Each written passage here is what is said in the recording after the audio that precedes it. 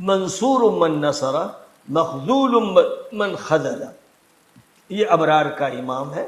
فساق و فجار کے قاتل ہوں گے، ان کی نصرت ہوگی، اور جو ان کی نصرت کرے گا، وہ جو ان کی نصرت نہیں کرے گا وہ نصرت سے خود محروم ہوگا، اور جو ان کو بے یار و مددگار چھوڑے گا وہ محروم ہوگا، محروس ہوگا. اسی طرح نبی پاک علیہ السلام نے حضرت ابو بکر، حضرت عمر کے فضائل کا ذکر کرتے ہوئے حضرت علی کی جو فضیلت بیان کی تھی، اور خاص طور پر اس سیاق میں کہ علی ہی ہے جو تم کو صحیح راستے پر لے چلیں گے. حضرت شاہ ولی اللہ دہلوی رحمۃ اللہ علیہ نے اس حدیث کا ذکر اور آگے بڑھائیے، اور آگے. یہ سب کافی لمبی ویڈیو ہو رہی ہے، میں نے یہ سب کہا نہیں تھا. یعنی طلحہ و زبیر اور ظالموں معاویہ اور ان کے ساتھیوں اور دین سے نکل جانے والوں یعنی خوارج سے جنگ کا حکم دیا گیا ہے.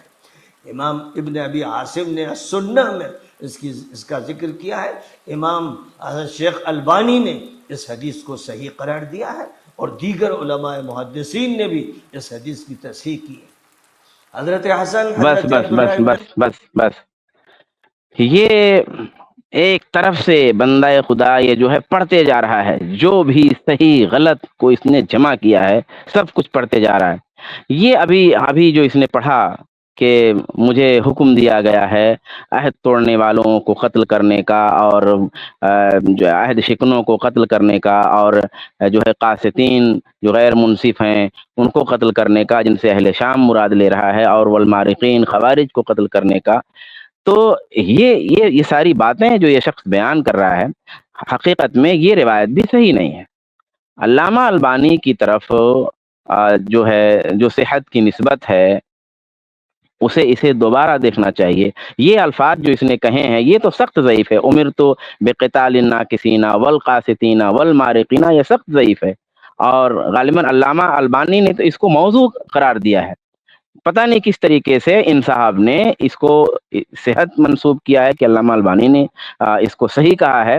انہیں دوبارہ دیکھنا چاہیے کہ یہ روایت جو پیش کر رہے ہیں علامہ البانی نے اس کو صحیح اور درست قرار دیا ہے. جس روایت کو علامہ البانی نے استیاق میں درست قرار دیا ہے وہ کوئی اور روایت ہے. اگر غالباً انہوں نے اس روایت کو پڑھا بھی، ابھی آگے ویڈیو چلے گی تو بات سمجھ میں آئے گی. جی چلائیے. حضرت جابر اور حضرت عبداللہ ابن عمر سے یہ حدیث منقول ہے. اول من یبدل سنتی رجل من بنی امیہ، سب سے پہلا شخص جو میرے طریقہ کار کو، میرے دین کو تبدیل کر دے گا وہ بنی امیہ سے ہوگا. وہ پہلا شخص معاویہ تھا، پھر یزید، اور بنی امیہ کے دیگر حکام اسلامی احکام کی خلاف ورزی کرتے رہے، ظلم کرتے رہے، قتل کرتے رہے، اور آخر حضرت عمر ابن عبدالعزیز کو اللہ نے خلیفہ راشد بنایا. انہوں نے بنی امیہ کے مظالم کے خلاف عمل کرنا شروع کیا.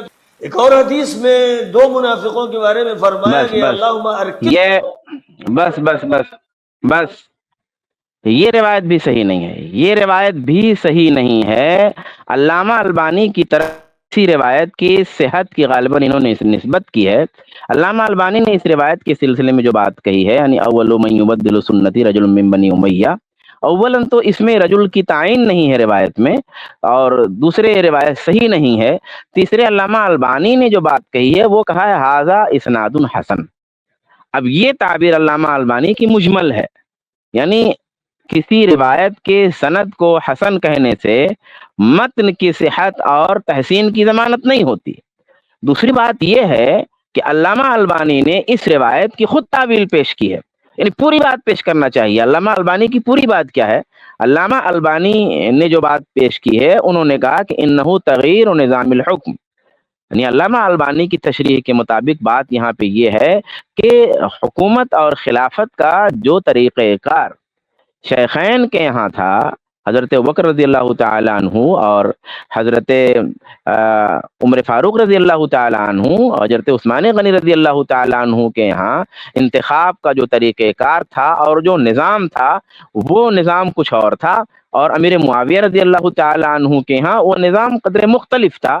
تو یہ ان کے کہنے کا مطلب انہ تغیر نظام الحکم. حالانکہ یہ بات بھی علامہ البانی سے بھی اختلاف کیا جا سکتا ہے ادب کے ساتھ کہ یہ بات بھی درست نہیں ہے. علامہ البانی نے تو تعویل کی ہے. علامہ البانی نے اس روایت کو پیش نظر رکھ کر کے امیر معاویہ رضی اللہ تعالیٰ عنہ پر کلام نہیں کیا ہے، لیکن اس شخص نے آدھی بات کہہ کر کے امیر معاویہ رضی اللہ تعالیٰ عنہ پر بدترین کلام کیا ہے.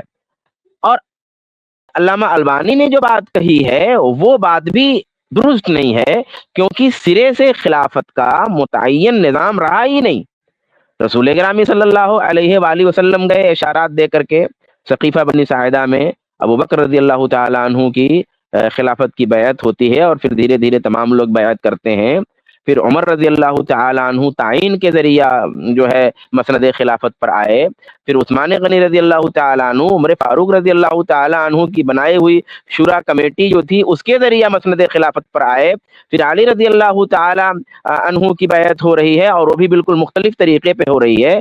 تو متعین نظام خلافت اگر ہوتا تو پھر اصحاب کرام خلفائے اعظام کے یہاں اس متعین طریقے کی پیروی ہوتی، اور جب ان کے یہاں متعین طریقے کی پیروی ہوتی اور پھر امیر معاویہ رضی اللہ تعالی عنہ اس طریقے کے خلاف جاتے تو پھر یہ نظام کو تبدیل کرنا ہوتا، نظام کو بدلنا ہوتا.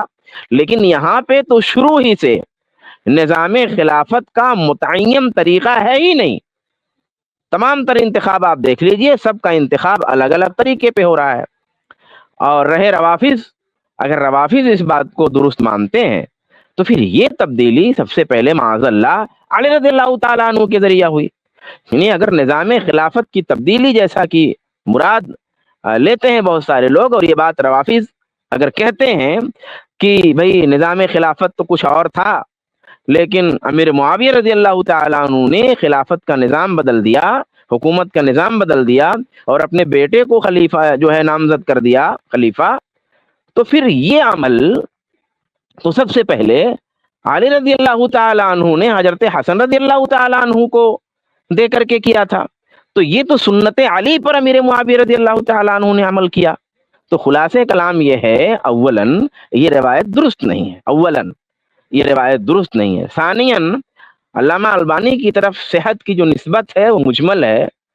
ثالثاً علامہ البانی نے اس روایت کو سامنے رکھ کر کے حضرت امیر معاویہ رضی اللہ تعالیٰ عنہ پر نقد نہیں کیا ہے اور نہ تو طعن کیا ہے. گویا ان کی نظر میں اس روایت کا جو معنی ہے وہ امیر معاویہ رضی اللہ تعالیٰ عنہ پر طعن کو لازم نہیں کرتا. پھر حضرت امیر معاویہ رضی اللہ تعالیٰ عنہ کے حوالے سے علامہ البانی نے ایک تعویل پیش کی ہے، پھر وہ تعویل بھی درست نہیں ہے. یہ اس روایت کا مسئلہ ہے. وہ شیخ البانی رحم اللہ کے حوالے سے جو انہوں نے پیش کیا نا کہ جو سب سے پہلے جو شخص میری سنت کو تبدیل کرے گا وہ بنو امیہ میں سے کوئی شخص ہوگا، تو انہوں نے کہا کہ وہ امیر معاویہ رضی اللہ تعالیٰ عنہ مراد ہیں. سب سے پہلی بات یہ کہ روایت جو ہے ضعیف ہے.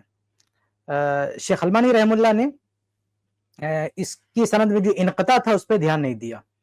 یہ ابو العالیہ جو سند میں ہیں ابو ذر رضی اللہ تعالیٰ عنہ سے ان کی ملاقات نہیں ہے، بیچ میں انقطاع ہے. تو یہ شیخ البانی رحم اللہ دھیان نہیں دے سکے، اس لیے انہوں نے اس کو حسن کہہ دیا، ورنہ یہ روایت حسن نہیں ہے. شیخ البانی رحم اللہ نے اس سے پہلے بھی کئی جگہ انقطاع چونکہ ایک باریک بات ہوتی ہے، کوئی کبھی کبھی ذہن میں نہیں رہتا کہ یہاں انقطاع ہے. شیخ البانی رحم اللہ نے ایک جگہ سے حسن کہا تھا ایک روایت کو، تو ایک معمولی طالب علم نے ان کو پیغام بھیجا کیا اس میں انقطاع، فوراً انہوں نے رجوع کر لیا انہوں نے.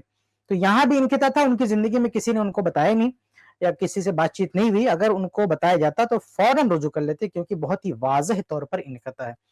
اور اس روایت پر بہت ہی تفصیل کے ساتھ میں نے بات کی ہے، جو میری یہ کتاب ہے یہ یزید بن معاویہ. تو اس کتاب پہ آپ دیکھیں گے تو شروع ہی میں بہت ہی ڈیٹیل میں بہت ہی تفصیل کے ساتھ ہم نے اس روایت کی تمام طرق اور اس کی تمام سندوں پر بہت ڈیٹیل میں بحث موجود ہے اردو میں، جو میری کتاب ہے اس میں آپ دیکھ سکتے ہیں. اس لیے یہ روایت صحیح بالکل نہیں ہے. دوسری بات یہ ہے کہ اس میں جو یہ ہے کہ پہلا شخص بنو امیہ میں سے ہوگا، تو بنو امیہ میں سے جو کہا گیا کہ پہلا شخص جو میری سنت کو جو ہے تبدیل کرے گا، تو اس سے کچھ لوگ عثمان بن عفان رضی اللہ تعالیٰ عنہ کو بھی مراد لیتے ہیں. ان کا عجیب معاملہ ہے، کوئی عثمان بن عفان رضی اللہ عنہ کو مراد لے رہا ہے، کوئی امیر معاویہ رضی اللہ عنہ کو مراد لے رہا ہے، اور کوئی یزید کو مراد لے رہا ہے. عثمان اور امیر معاویہ، یزید اپنے اپنے ایمان کے حساب سے جیسے ان کی جرات ہوتی ہے हाँ, पहले लोग यजीद को मुराद लेते हैं, थोड़ा तरक्की करते हैं तो कहते हैं मुआविया मुराद है, थोड़ा और तरक्की करते हैं तो कहते हैं कि उस्मान रजी अल्लाह तआला अन्हु मुराद है माअज़ल्लाह। बहरहाल ये रवायत झूठी है, सिर्फ ज़ईफ नहीं है बल्कि ये झूठी रवायत है, मनगढ़ंत रवायत है, बनी रवायत है, अब बनु उमैया को बदनाम करने की रवायत है। इमाम इब्नुल क़य्यिम रहमुल्लाह ने अपनी किताब में कहा है कि बनु उमैया की मजम्मत में जितनी भी रवायतें हैं जो है वो सब जो है झूठी है, मनगढ़ंत है। एक भी रवायत ऐसी नहीं है जो जिसमें बनु उमैया की मजम्मत की गई हो, बुराई की हो, सारी की सारी रवायतें झूठी। जी अस्सलामु अलैकुम वरहमतुल्लाहि वबरकातुहू। इस क्लिप की फुल वीडियो देखने के लिए हमारे चैनल पर जरूर आएं। iPlus TV ने एक नया YouTube चैनल शुरू किया है जिसका नाम है iPlus TV इख्तिलाफ का हल। इस चैनल पर सिर्फ इख्तिलाफी मसाइल पर वीडियोस आएगी, लेकिन दलाइल के साथ और भाईचारगी के साथ। आपको मैं दावत देता हूं कि आप भी हमारे इस चैनल को सब्सक्राइब करें, हमारी वीडियोस को शेयर करें और नोटिफिकेशन आइकन को ऑल सेलेक्ट करें ताकि आपको हमारी वीडियोस का नोटिफिकेशन मिल सके। जज़ाकल्लाहु खैर, वस्सलाम अलैकुम रहमतुल्लाह।